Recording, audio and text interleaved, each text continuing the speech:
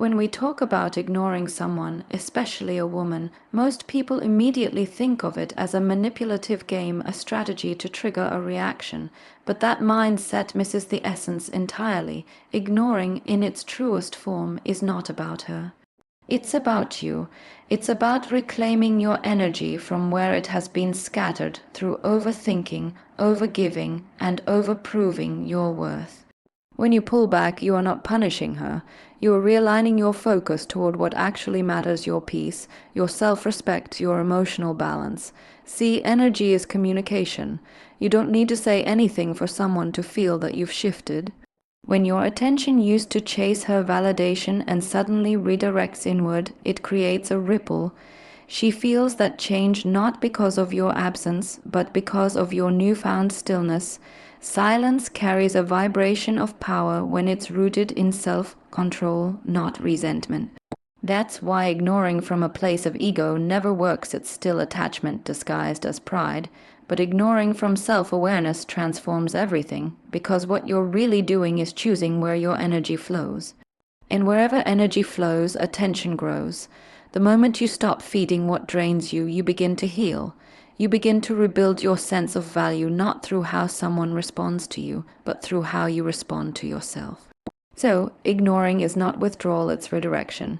It's the moment you stop chasing validation outside and start finding it within. And once you do, you stop needing attention to feel significant. You become centered, calm, and unshakable. Remember this: you never lose power by walking away. You lose it by begging to stay where you're no longer respected. Women are deeply intuitive beings. They don't just listen to what you say, they feel what you mean.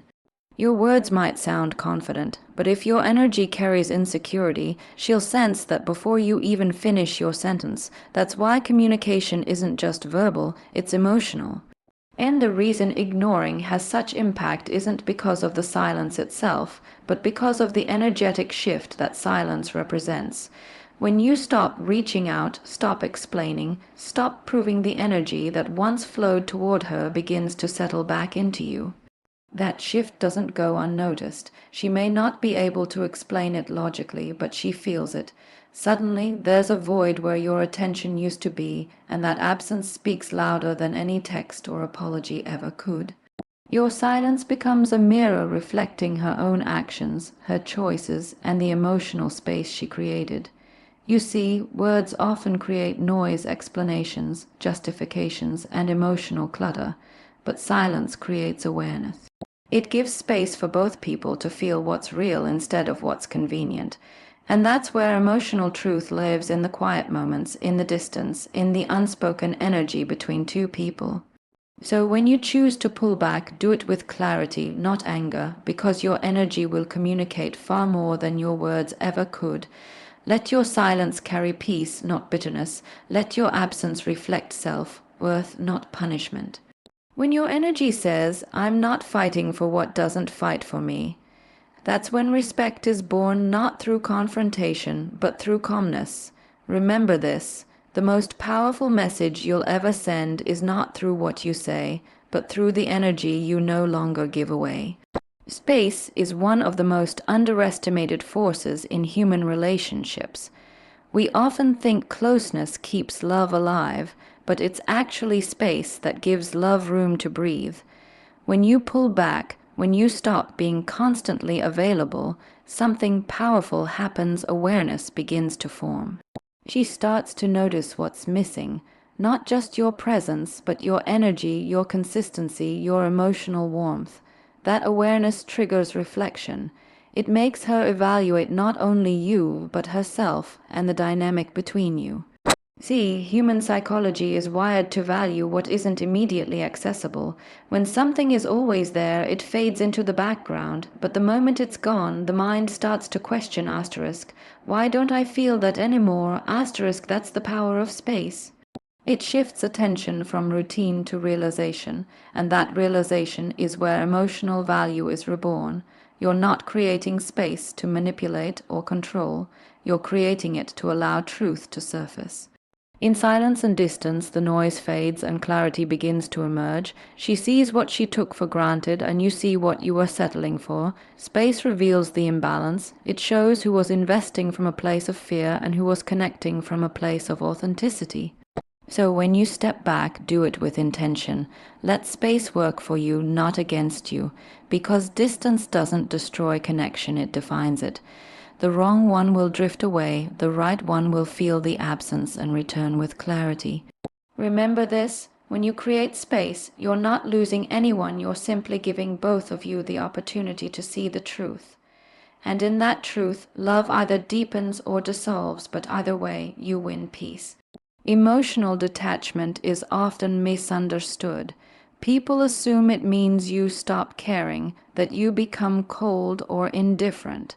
But that's not detachment, that's suppression. True detachment is balance. It's the ability to feel deeply without losing your center. It's loving someone without making them the source of your peace. When you detach emotionally, you're not removing love, you're removing dependency. You're saying, asterisk, I can care about you without collapsing when you pull away. Asterisk, that's power. When you're emotionally reactive, you give control away. Every mood, every text, every delay dictates how you feel. But when you're emotionally grounded, nothing outside of you has that kind of influence. That's when you step into maturity, when you stop trying to manage how someone feels about you and start managing how you respond to yourself. Detachment is not the absence of emotion, it's emotional intelligence in motion. It's knowing that peace is more valuable than proving a point, and ironically, this calm composure is what earns respect. A woman doesn't admire a man who loses himself in her attention, she admires the one who can hold his ground even when emotions run high. Because that steadiness communicates strength. It says you're not defined by approval or affection, you're defined by inner stability. So, detachment is not rejection, it's self-protection. It's creating emotional space to think clearly, love consciously, and act intentionally. It's the realization that you can't control how others show up, but you can control how you carry yourself when they don't. Remember this, emotional detachment isn't about letting go of people. It's about letting go of the illusion that you need them to feel whole. And when you master that, no one can shake your peace again. Chasing always comes from fear, the fear of losing, the fear of being forgotten, the fear of not being enough. But what most people don't realize is that the moment you start chasing, you unconsciously communicate that fear. You project lack, and in relationships, energy is everything. The more you chase, the more you signal that the other person holds the power. And the moment someone feels they have that kind of control over your emotions, attraction begins to fade. Ignoring, on the other hand, when it comes from confidence and emotional control, does the opposite. It removes pressure, it creates space for curiosity, it shifts the dynamic from pursuit to reflection. Suddenly, she starts to wonder what changed. What used to be predictable now feels uncertain, and uncertainty awakens desire. Mystery is not about playing games, it's about restraint. It's about knowing that silence and distance can speak in ways words never could. When you stop chasing, you give both yourself and her a chance to breathe. You stop forcing connection and allow it to flow naturally, because real connection can only exist in freedom, not in pressure, not in need, not in control. When you're no longer trying to convince someone to stay, you start to see who actually wants to. So, pull back not to provoke, but to protect your peace. Let curiosity replace control and presence replace pursuit. Because the truth is, when you stop running after validation, you start walking in self-respect, and that's where real attraction lives.